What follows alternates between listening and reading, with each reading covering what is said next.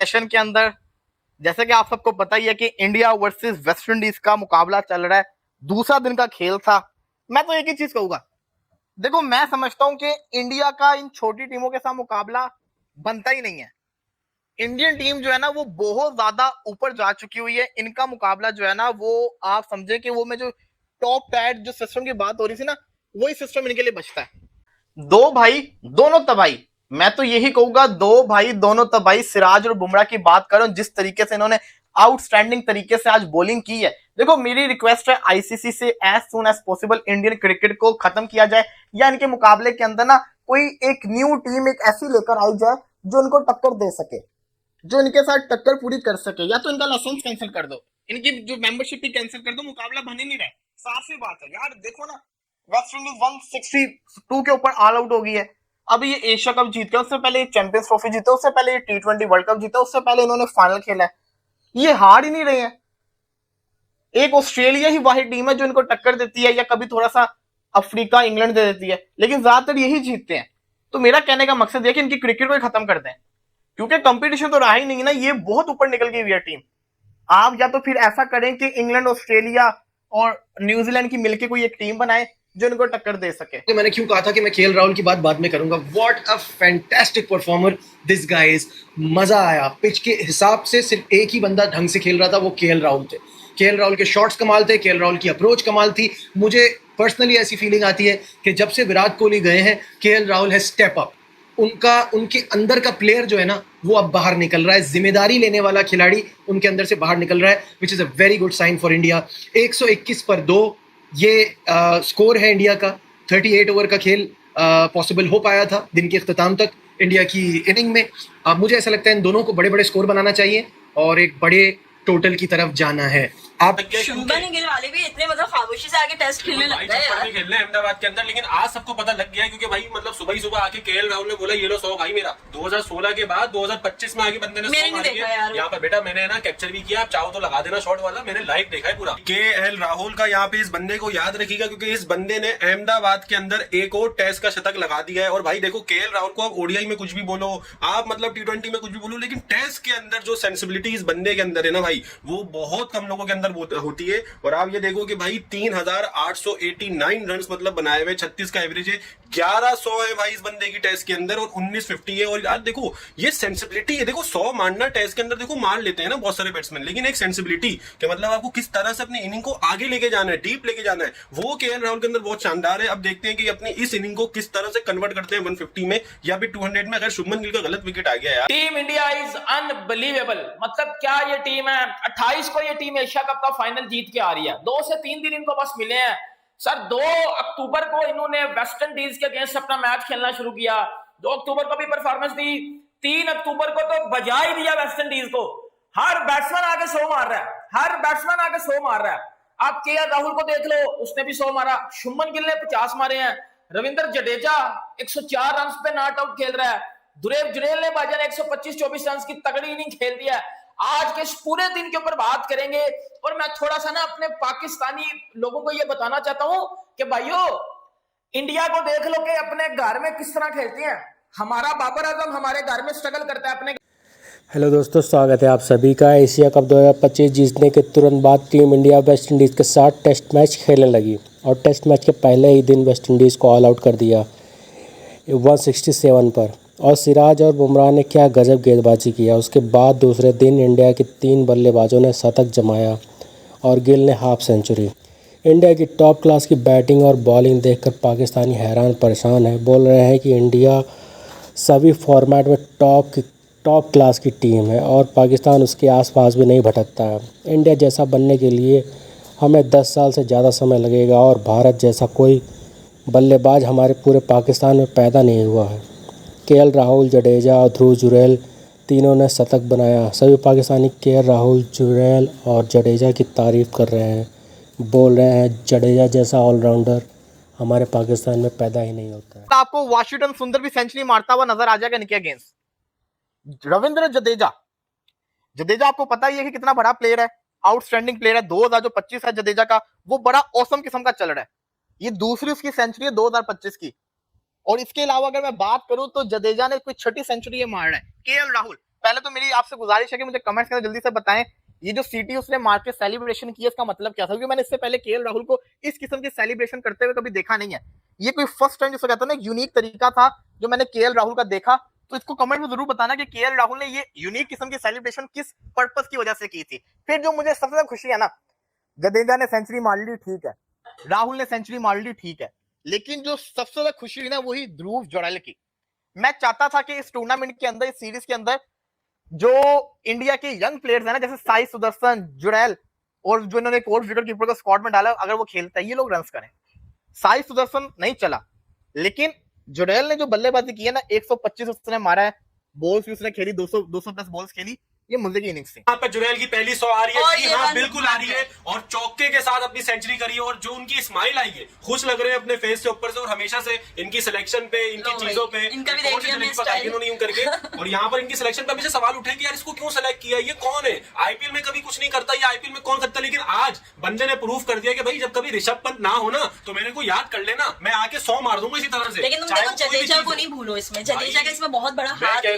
मैं कह रहा हूँ पाकिस्तान के प्रॉपर बैट्समैन वाली फिटनेस से नहीं खेल सकते जिस तरह से जडेजा इंडिया का ऑलराउंडर यार इतनी बड़ी बड़ी इनिंग खेल रहा है और इतनी गर्मी के अंदर खड़ा हुआ है, और जो जुरैल ने जो पूरी 100 करी है इसमें, मैं बोलता हूँ जडेजा का पूरा रोल है। आप सही कह रही हो भाई ये बात, लेकिन यहाँ पर अभी एक मेरा सवाल है यार आप लोगों से, आज तुम कर लो या मैं कर लूं, वो जडेजा के ग्लव्स क्यों उतार के खड़ा हो जाता है रनिंग में, जब इस तरफ आके इस तरफ आते हैं तो फौरन ग्लव्स उतार के दोनों खड़े हो जाते हैं। मसले मसाइल क्या है यहाँ पे देखो, इस स्माइल की मैं बात कर रहा हूँ, जो एक बोझ होता है कि भाई पहले यहाँ पे जडेजा ग्लव्स उतारे, लेकिन जडेजा ने भी बोला है कि भाई मैंने भी तेरी मदद कराई है, जरा हम भी तालियां। अब जडेजा की बारी है भाई, चलो देखते हैं होती नहीं होती। 3 कप चाय लेकर आई है ये, कोई बंदा चाय लेकर आया है, बंदी है वो पागल, जो भी है यार, चाय मेरा भी दिल चाह रहा था लेकिन मैं उठ के जा नहीं सकता क्योंकि यहाँ पे भी तुमने अपनी रूटीन कैसे की है तुम बता रहे थे भाई, पूरी अपनी क्रिकेटर्स वाली रूटीन, नहीं स्कूल वाली रूटीन। सो जाता हूँ सुबह, रात में 11 बजे सो जाता हूँ, सुबह उठ जाता हूँ 8:30 बजे, मैच देखना होता है इस वजह से। हमारे वाले तो प्रॉपर बैट्समैन 20-25 रन के एक्सपेक्टेशन तो ये समझ में नहीं आ रहा है। एक ऑलराउंडर जडेजा जिसके अंदर इतना सेंस कैसे हो सकता है कि वो सारे शॉट्स देखे, वो जो अगला पार्टनर खड़ा है उसकी 100 कराए, मतलब भाई हर्ट्स ऑफ टू भाई, अब मतलब आप कुछ भी बोलो कि यार एक दिन में मतलब 300, मुझे तो ये नहीं आ रहा समझ में। सबसे ज्यादा सीनियर प्लेयर इंडिया की टीम का, और एज फैक्टर भी एक होता है सबका, मतलब और आप फिटनेस देखो फिर भी यार 2 सेशन खेल दिया, फिटनेस की तो मम्मा यार ये बैटर्स नहीं है, ये ऑलराउंडर है भाई, इसने बॉलिंग भी करी है, ये ऑलराउंडर, ये बैटिंग पे 100 कैसे मार रहा है। हम चलो आप 40 मार लो, 45 मार लो, 50 मार लो, अबे तू प्रॉपर बैट्समैन की तरह 100 मार देता है भाई इनके वाले तो। मान गए जडेजा भाई, आपको मान गए आप, इधर के सीधे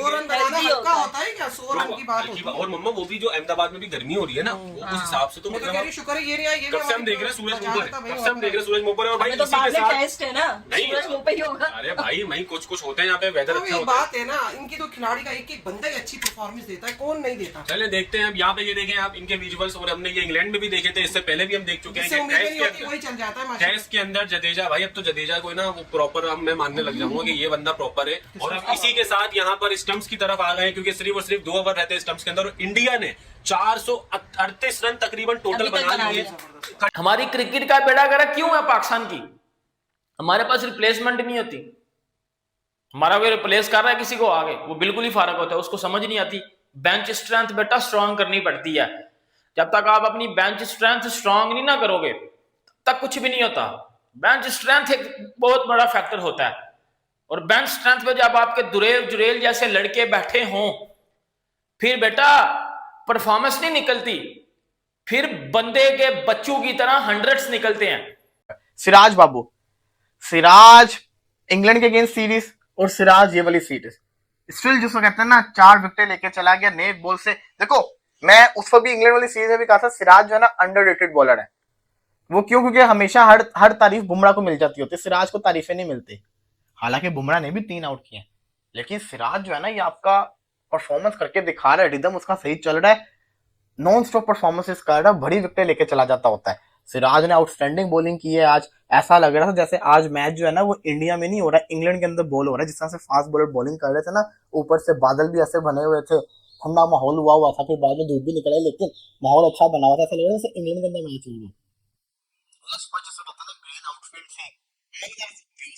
उसके बाद बुमराह का एक जो विकेट उसने लिया था वो थोड़ा इशू था, डीआरएस का पैड को भी लग रहा था, बल्ले से भी लग रहा था, नॉइस भी आ रही थी, तो अंपायर ने मैं समझता हूँ सही फैसला किया है, क्योंकि वो पहले बल्ले को एज हुआ था, उसके बाद वो पैड को लगा था, वो डबल साउंड था। लेकिन कुछ लोग ये कह रहे हैं कि जिसको कहते हैं ना वो ज्यादती की, अंपायर ने जानबूझ के आउट दे दिया, इंडिया को फेवर कर दिया, ऐसा नहीं है, वो आउट ही था। अब रही बात वेस्ट इंडीज की, देखो वेस्ट इंडीज के साथ इंडिया का क्या मुकाबला है, आप खुद सोचो। मुझे तो लगता है इंडिया सेकंड इनिंग्स भी नहीं खेलेगा। इंडिया पहली इनिंग्स में इतने रन कर देगा कि बाद में वेस्ट इंडीज दूसरी इनिंग्स में टारगेट दे ही नहीं पाएगी। मुझे तो ये लगता है ये भी मुकाबला नहीं है। इंडिया जीते, पॉइंट्स टेबल के अंदर ऊपर आए, वर्ल्ड टेस्ट चैंपियनशिप के अंदर इंडियन टीम एक बहुत ऊपर जा चुकी हुई है। छोटी टीमों के साथ इंडियन टीम का मुकाबला बनता ही नहीं है। और ना सच्ची बात एक बात बताओ, देखने का भी मजा नहीं आ रहा। क्या देखें, मुकाबला भी तो होना, कोई मुकाबला ही नहीं है। तो ये चीज बड़ी मैटर करती है। इंग्लैंड के साथ जो इंडिया की सीरीज देखने का मजा इसलिए आ रहा था कि मुकाबला हो रहा था। इंग्लैंड अगर इंडिया में होती तो वो मुकाबला भी नहीं हो रहा था। अहमदाबाद में वेस्ट इंडीज और इंडिया के इस टेस्ट मैच को देख लीजिए, बल्कि देखना भी क्यों है, क्या रखा है इस टेस्ट मैच में। एक टीम यहां है और एक टीम पता नहीं यहां कहीं नीचे है। इसलिए बहुत जरूरी है जो मैं बात कर रहा हूं कि 2 टियर सिस्टम हो ताकि एक बैलेंस बने, क्रिकेट में जान रहे। क्योंकि India, Australia, England, south Africa, New Zealand जिस तरह से ये क्रिकेट खेल रहे हैं, क्या Pakistan, Sri Lanka, Bangladesh, West Indies, Zimbabwe इनका मुकाबला कर सकते हैं? बिल्कुल भी नहीं। इस टेस्ट सीरीज में वेस्ट इंडीज की अचीवमेंट क्या है कि ये मैचेस को चौथे दिन ले जाए, क्योंकि 3 दिन में कहानी तमाम होती हुई दिखाई देगी दोनों मैचेस में। बहुत फर्क है। ये छोटी टीमें जिनका मैंने नाम लिया, ये अपने घर में तो चलो किसी तरह से जान बचा लेती हैं, रैंक टर्नर जैसे पाकिस्तान बना लेता है, फंसा लेती हैं आने वाली टीमों को। क्या ये इंडिया को इंडिया में, ऑस्ट्रेलिया को ऑस्ट्रेलिया में, इंग्लैंड को इंग्लैंड में, जनूबी अफ्रीका को जनूबी अफ्रीका में हराने की सलाहियत रखते हैं? बिल्कुल भी नहीं। ये इन टीमों की बस की बात नहीं है। इनकी क्रिकेट इतनी पीछे जा चुकी है। शायद और नादिर कभी ऐसा हो जाए तो हो जाता है। हम तो न्यूजीलैंड में इंडिया को व्हाइट वॉश करने पर उस सीरीज को अपसेट कह रहे हैं, जबकि न्यूजीलैंड की टीम अच्छी है। तो बाकियों का देख ले क्या हाल है। चले पाकिस्तान की एग्जांपल ले लेना। आखिरी टेस्ट मैच जो पाकिस्तान ऑस्ट्रेलिया में जीता था उसको 30 साल हो गए। आखिरी टेस्ट मैच जो जनूबी अफ्रीका में हम जीते थे उसको 18 साल हो गए हैं।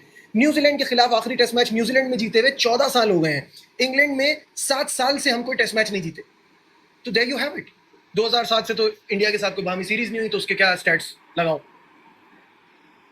इतना बुरा हाल। और ऐसा ही बाकी टीमों का भी है। ना वो सोचते हैं, ना उनका कोई आगे इंप्रूवमेंट का कोई ऐसा प्लान है। ना पाकिस्तान की, वो अपने घर में नहीं भाईजान इतने रन कर पाती।